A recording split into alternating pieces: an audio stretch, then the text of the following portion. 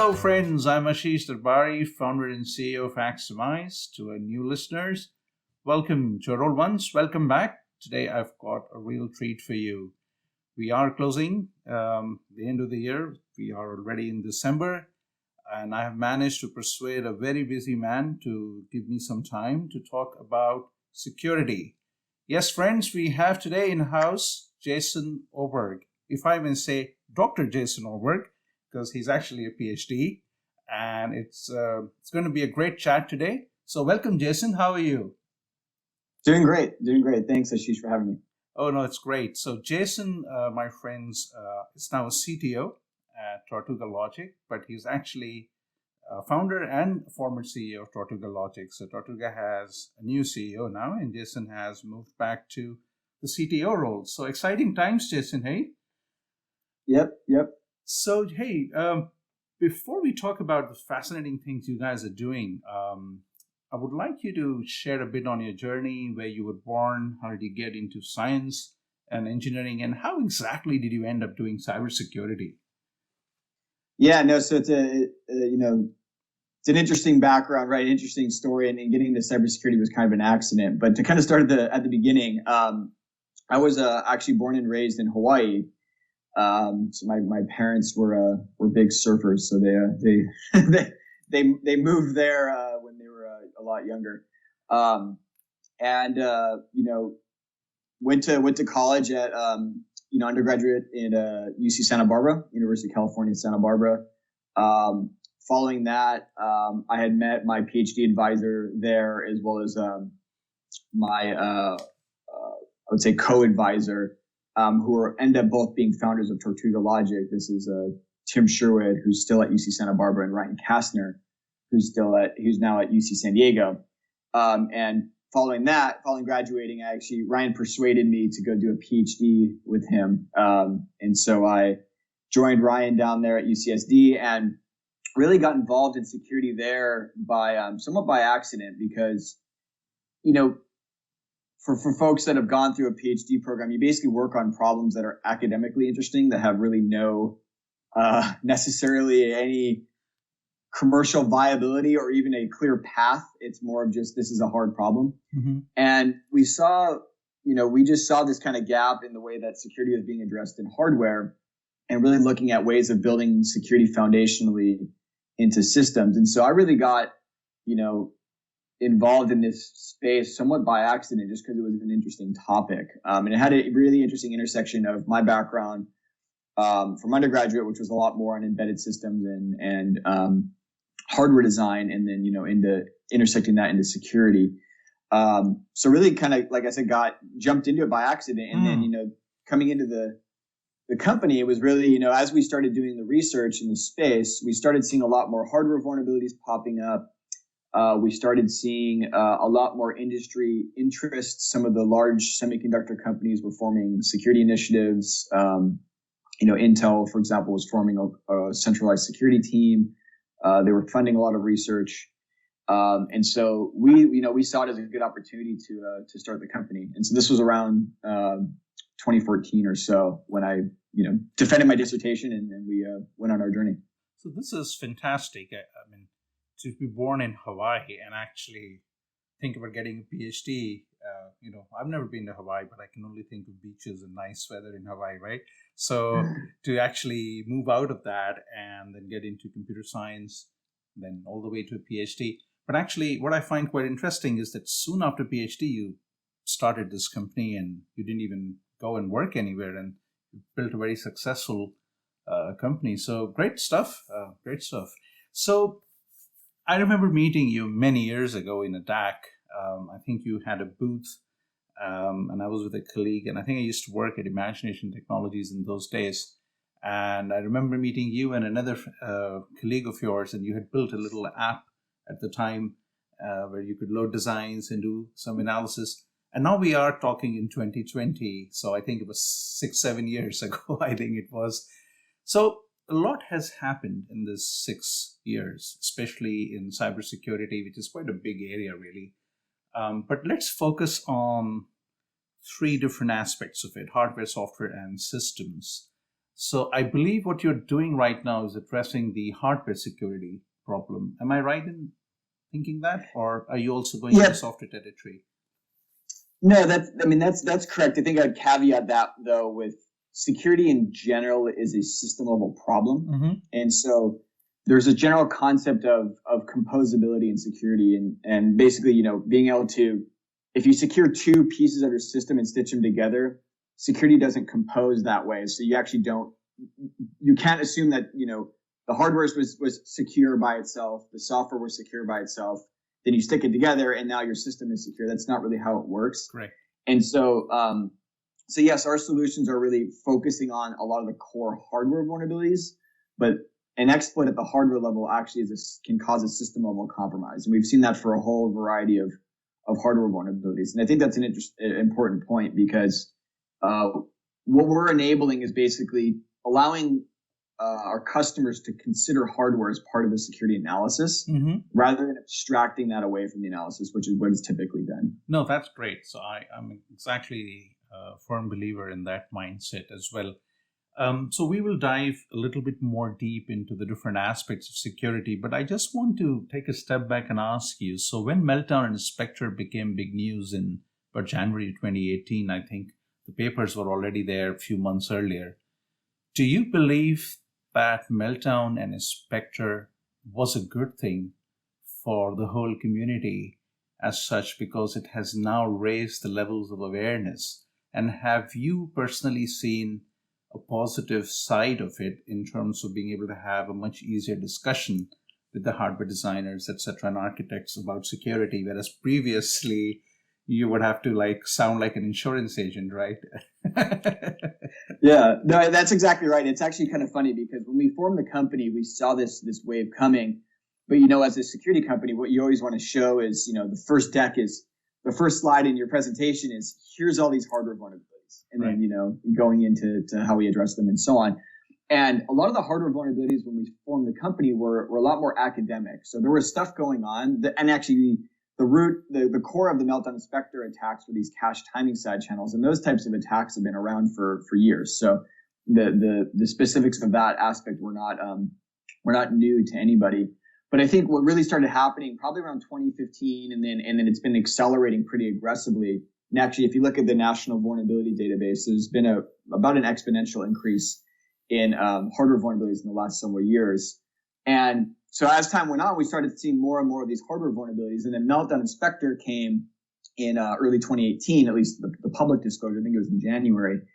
And that was a really big eye opener, right? So, it really, because it affects large application processors, it typically only affected companies that are using those types of processors. So, obviously Intel, AMD, ARM, and then a lot of the licensees of ARM. Yeah. And then there's certain companies that have their own custom architectures. But really, that was a big awareness builder that people saw that, hey, an actual hardware vulnerability can be remotely exploited. And I think that was a big eye opener for some of the impact that these things can have. And this caused all sorts of chaos in the industry. There's, reorganizations within companies, tons of patches. I saw, stories of servers, not booting and huge performance degradation, all this stuff, right? And so being able to proactively avoid that's super important. Yeah, I think of that as the COVID-19 moment affecting the humanity right now. And I think these events are actually big game changers in the history of science. I think they make us think about what we are doing.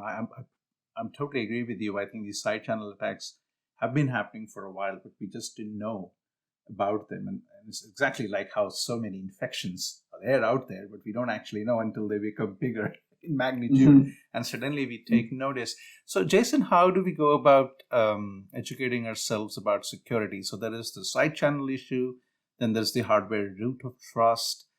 What is Tortuga's vision? How do you look at the security prism, as it were?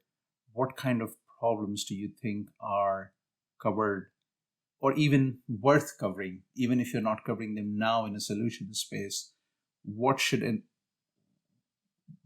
be looking out for in terms of hardware security, let's say? Yeah, no, that's a good question. I think the way that we think of the landscape is there's kind of two sides to this. There's um, what I'll call things that are logical and architectural. So things that you can that are maybe it's a bug in RTL, maybe it's a misconfiguration of firmware, things that are more in the actual architecture design. And then there's things on the physical side. So this could be like fault injection, things like physical side channels measuring power consumption and so on.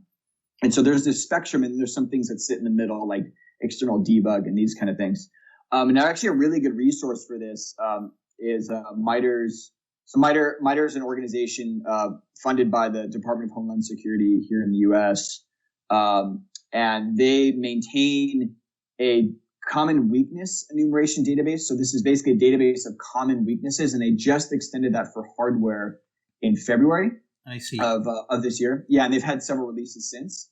And so that's a really good resource to see where that spectrum is. But to take that a point a bit further, I mean, I think the way to look at some of these problems is that some are really low business impact and some are very high business impact. And the things that are going to be the highest business impact are ones that are remotely exploitable, and that once you find one exploit, you can carry it across a bunch of different devices, right? And the things that are least business impact are physical access and one-off, right? And so attacks kind of sit in that spectrum. Meltdown and Spectre is very much in the high business impact.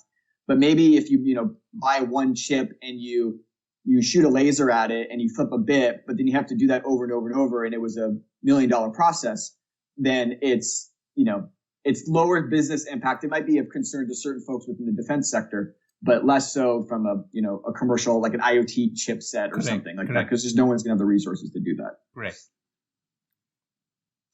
So this is a very interesting way of looking at it, right? So this is like an impact spectrum, and which area of the spectrum you are depends on what extent of damage could be caused by whom and with what ease and with what initial cost. I think in the software context, these things are much better understood historically, from the days of viruses to now malware and Trojans. So let's do a deep dive in the root of trust issue. So what is the hardware root of trust problem then? What exactly are we looking out for? And is it something that could be solved? Yeah, no, absolutely. And so kind of going back to the growth in hardware vulnerabilities, part of the contributions of that are actually related to more security features being driven into hardware, because typically it was a fully configurable device. A lot of security features were added at higher levels of abstraction. And so there's a big drive to actually root a lot more of the security features into hardware. And that's where this whole hardware root of trust initiative has come from. And it's kind of an open-ended term. Sometimes people mean an actual separate IP core that has its own microcontroller and encryption accelerators and key storage and side channel resistance and these kind of things. Some people actually view it as more of what I'll call a trusted execution environment, leveraging things like ARM Trust Zone. But really, the core of the meat of it is that it's a way of anchoring and booting your system securely. So you authenticate your boot image, you decrypt it, you load it in, so that you can make sure that there's a foundational security when your system is brought up. But fundamentally to that, the issue is that because systems are so complicated, and because now the hardware is responsible for so much foundational aspects of security of the system, we see a lot of mistakes that are made. And then also just the complexity of it makes it very easy to miss something, right? So less about a design error. It's just that during the threat modeling process, something was missed. And if you break that, then you can actually completely subvert the whole system, right? And we've seen this in a lot of different areas, and it's where a lot of companies are very concerned, right? Because now they're responsible if that's broken. The semiconductor company specifically, they're building the hardware and actually the whole software stack, and so that's a big opportunity for attackers to focus on, and we see that a lot more in the recent years. Yeah, so I mean, I think it all depends on what is the end place for that particular chip. I mean, if it's going to end up in a car, and if this car is going to be manufactured in big volumes, then one compromise could actually expose. And where exactly does the responsibility lie? I mean, the IP provider who's making the actual processor and its subsystems, that the stakeholder or the person who's integrating it in the ECUs or the firmware guys? I mean, where does the responsibility lie, and how is this problem even solved today? Yeah, no, it's a good question. I mean, that's something that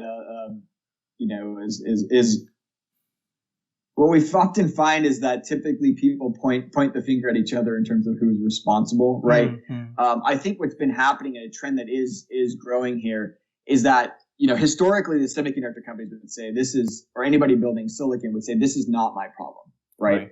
And I think that's actually changing pretty dramatically. They're taking a lot more responsibility. They see it as a competitive differentiator. They see it as a way of enabling, just better market positioning and how their products are viewed and used and deployed. This problem becomes a lot more challenging and very fragmented. I would say vertical markets like automotive, where you have a chipset putting into an ECU, into a subsystem, and it's getting handed off to different parties along that, different companies and stakeholders across that process. And that goes back to my whole point I brought up earlier about composability of security and how that it's not composable. And so I think what's been happening is that the semiconductor companies are being required to own more of this. And I think that trend is going to continue. And actually, just an aside, Xilinx on their website, we do a lot of work with Xilinx. They have a really, really good security team. And on their website, they have a really good chart about where that responsibility lies. To say, this is Xilinx's responsibility, this is shared, and this is yours. And I really like that kind of breakdown. And I think that kind of transparency, because you're never going to be able to get access to running the whole system. That's right. Being transparent with, here's what we'll do, customer, here's what we'll do together, and here's what you need to do, allows the communication to be a lot more transparent and allows you to actually build a lot more secure system. So, but in general, it's hard to say the responsibility is with this specific person. I think what is happening, though, is that there's becoming more responsibility into the semiconductor companies. And I think with all these third-party IP, because nobody is actually making the whole stack of IP to the full system, not even a company like Apple, right? So where does the trust lie, and how do you make sure that, as you said, the whole system composed as one? And I think a lot of this is also validation issue. I think you were hinting at, did we even know that we were meant to build or test these different scenarios? And I think a lot of it is in that space, because if we know that these were the requirements, good ones, the bad ones, the attackers are going to be able to do this, so we need to check, then verification is only the second problem, right? But validation is a much bigger problem with security, not knowing, hey, but what is the side channel issue? Can you give me like a 2-minute primer on the side channel attacks? I have something more interesting to talk to you about, but I don't want to miss this chance. Yeah, sure. No, so side channel, to just define it in general, is a way of learning information indirectly from the behavior of the system. Right. And so this can happen in many forms. This could be from physical, like actual power consumption. So you can clip onto a power line and actually measure power consumption. People have, there's a lot of measuring EM, like with an EM probe, electromagnetic radiation from a chip.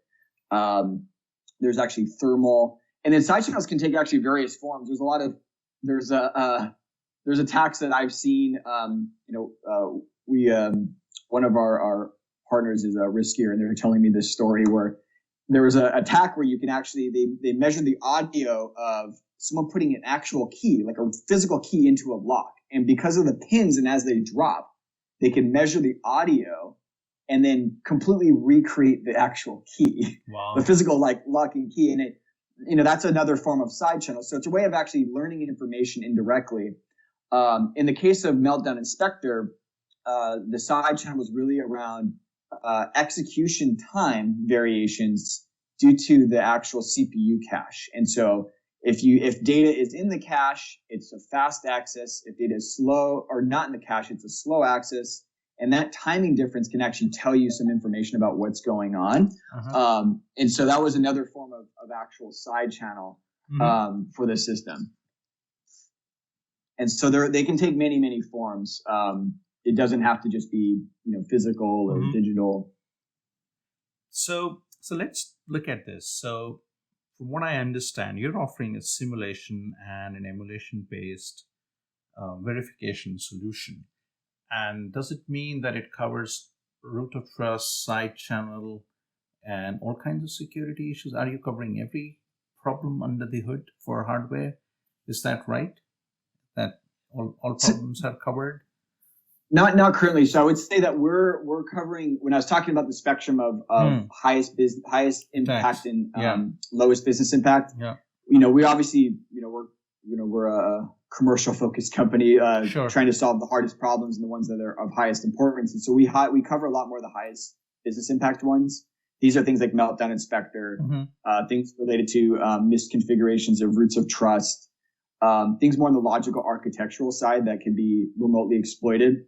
There's obviously a spectrum of more physical attacks, or not, I wouldn't say physical, but things that require physical access, like external debug, right, and so on. One of the things that we do cover all of that now with our Radix products, which, as you said, plug into the simulation and emulation environments from our partners, Cadence, Synopsys, and Mentor.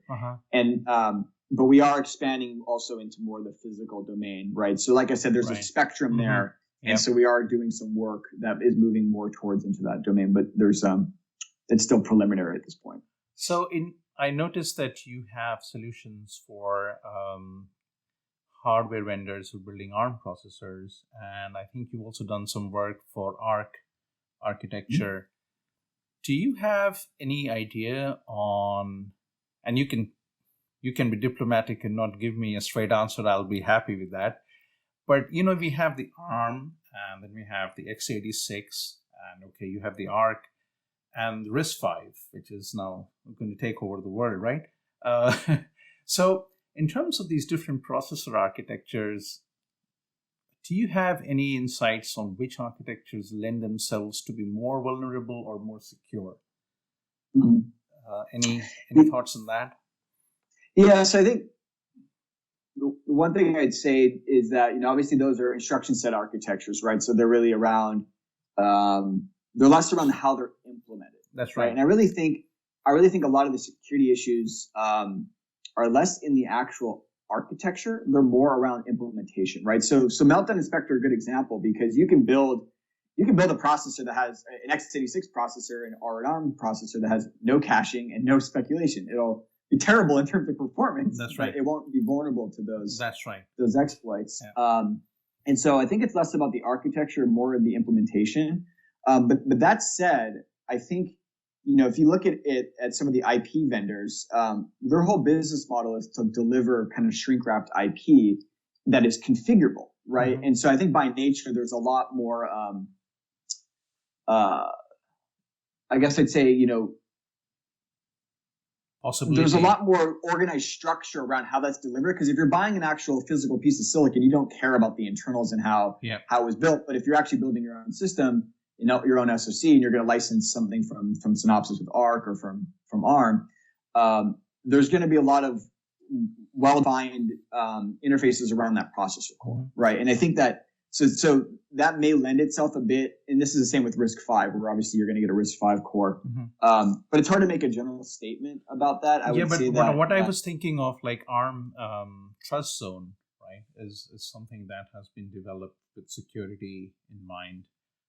That has enabled a lot of, like paying through the phone and other such things. So some architectures certainly did make an overt attempt. Let's say whether successful or not is a separate question, because nothing is absolutely secure, right? So I think that was what was making me think that some architectures think about security from an architecture point of view, and what combinations of instructions can be executed and how, and where would the secure zone be, and which actors would have. I think RISC-V also has spent a lot of time thinking these things through, and in the privileged architecture, there's a lot of discussion about this, which is great stuff. But You mentioned Xilinx. So what are you up to with Xilinx? Do you mind sharing, spilling some beans?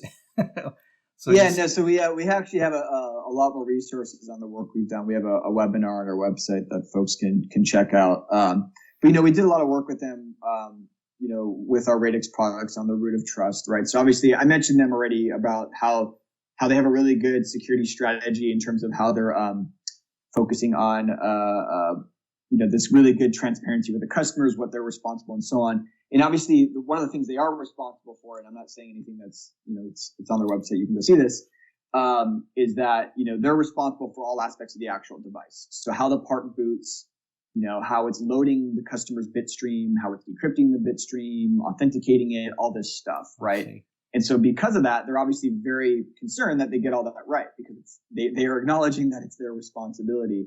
And so really, they've been using our Radix products for a lot of those different use cases. And the ones that I can talk about are, related to, for example, managing a lot of their key material during their whole boot process, right, which is very foundational to the security of the system. They're also using our Radix products for a lot of system interconnect issues, because as the part boots, certain parts of the system need to have access control turned on, other ones have to get it turned off. And that's a very distributed problem across the SoC. Correct. And so that's another good use case. Mm-hmm. But really, it's all the aspects that they say we're responsible for this. Mm-hmm. And they're really leveraging Radix for a lot of those problems. I see. So do you have any insight on whether customers tend to prefer more the simulation side or the emulation side? I mean, is it like 50-50 in terms of how your products are deployed, or is it more like 70-30 and where 70 would be for simulation? Yeah, so it's a process, right? So what typically happens is someone will create a set of security objectives, and our whole process works with starting with high level business requirements, like we're responsible for this, mapping that into security policies, like something that's a little more specific, writing our security rules for Radix. And then what will happen is some of those will get run in simulation. So maybe you run at a block level, like the root of trust, or maybe even a subsystem of the root of trust in simulation. During the normal regressions, you can deploy Radix. And then as the system gets built out and as actually more software is running on it, just like there's a transition between simulation, emulation, and functional verification because of capacity issues and so on, that's when they'll transition over to emulation using Radix M. And there's obviously a lot of huge value there for running Radix M, because you can actually get that whole system security analysis, right? Where I said before, really, the more you can execute on the whole system, the higher your security assurance is going to be. And so I would say it's hard to say which is used more, right? I would say that just in general, simulations are run a lot more frequently, like simulation, regressions. There's a lot more parallel simulations going on than batched emulation runs. But we are very much kind of aligned with the typical flow of how our customers are doing. That's the whole key value, is that we're really layered into what the customers are already doing, so that they're not doing something extra, right? I mean, semiconductor companies are all time to market, right? Correct. Get our silicon done, get it out, but they don't want to compromise security, and so we've layered ourselves across that process. So whatever the verification strategy and planning is for the customer, so what would be the biggest chip that you think your product was used on in terms of gate count, flop count, anything you remember? It's hard to give an exact number. I would say, but I mean, we scale directly with what the emulators will handle. So if a customer has, we introduce some very delta and overhead, and it's very much dependent on what security properties they're looking at. But in general, I mean, if they're running a very significantly large design in emulation, we will also be able to run that same design, because we're basically just layering on top of it. So if there is a customer who's building semiconductor designs and they want to get in touch with you, what is the process? How can they actually leverage your solutions? What is the flow? In terms of how they so if they come to you, sales or deployment question? Yeah. So if they come to you, what kind of things would you need to know to be able to help them? Yeah, so the typical process we take, when engaging a customer and what they need to know. So one, everything starts with this whole threat modeling process, and this is important because depending on what the customer is doing, they're going to care about certain security issues versus others, right? And I mentioned this with Sure. the lower business impact ones. Some actually really do care about those, but others might not. And so it's really good to gauge where the customer is there. And then we offer, we typically offer trainings and support, obviously, early on to say, we have a good security team, in addition to our security applications team, that will come in and say, based on your requirements, here's what we recommend for security rules. We often have those exchanges with our customer security teams. And so we kind of do that up front, and we do that kind of at the system architecture level. And then we'll often, obviously support them in deploying Radix and getting this installed and deployed in the verification environment. Very standard. Our customers are used to that. And then we also offer training on actually how you execute Radix and so on. But we'll take those security properties we came up with during that initial process with the security teams, help map those into actually executing on Radix, and then at the output we say this passed or this failed, and then we have some unique analysis used for them to resolve the problem. So that's kind of the typical process we take. This would take a few weeks to turn around and actually get to a point where you can say we can go and deploy Radix S or M or a combination. So yeah, in terms of our kind of our typical process, it's about 1 month, right?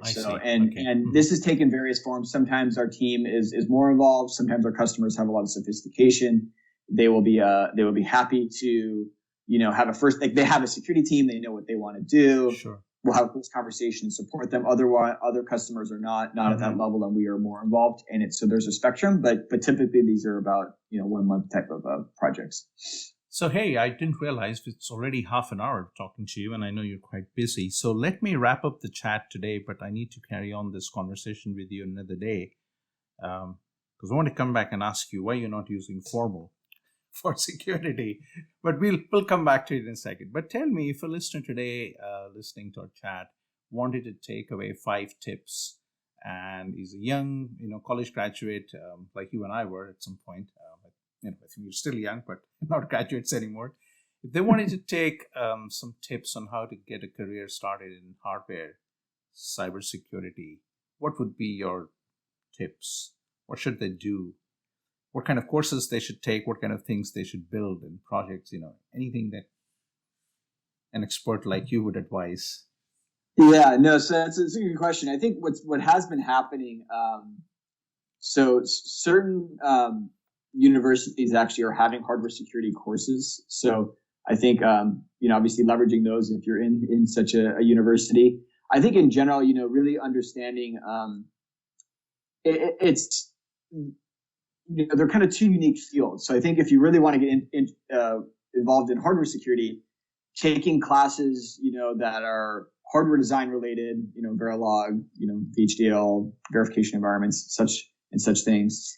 And then conventional cybersecurity topics, because the cybersecurity topics, even if you're looking at computer security at a network level or what have you, the concepts are the same. Mm-hmm. And so getting that general background, then you'll learn how to connect the general cybersecurity concepts to hardware because you'll have that knowledge. Mm-hmm. And so for someone that, is going to go to graduate school and study this, really taking hardware courses and then also learning a bit about general cybersecurity concepts, different types of encryption, to different types of protocols, different types of security properties like confidentiality and integrity, these kind of things. That'll be a really good way to kind of get that good balance. But where will they get these courses? I mean, not all universities actually teach security in that manner, right? I think most do. I think now, because cybersecurity is such a big topic, I think most universities will have a undergraduate course on computer security as part of the computer science program or computer engineering. It is very unlikely to include anything hardware related, but the general concepts, like I said, will be the same. So at UC Santa Barbara, where I went, there was an undergraduate course on computer security, also at UC San Diego, and so I would imagine that other universities have similar. Cool. Okay, so what you're saying is stick to the principles of hardware design and architecture and get the most out of conventional security courses, even if they're focused on software. That would be a good way to start. Excellent. Hey, thank you very much for your time today. I think we'll come back to you again because there's a lot more ground to cover, but I appreciate that you took time out to come and talk to us. Thank you very much, Jason. No, thanks for having me. It was great. Hey, friends, I hope you liked today's chat. Do let us know. Get in touch with us at info@aximize.com. Get in touch with Jason and Tortuga if you're interested in what Tortuga is doing with security. I hope you guys stay safe, and we will be back soon. Thank you very much.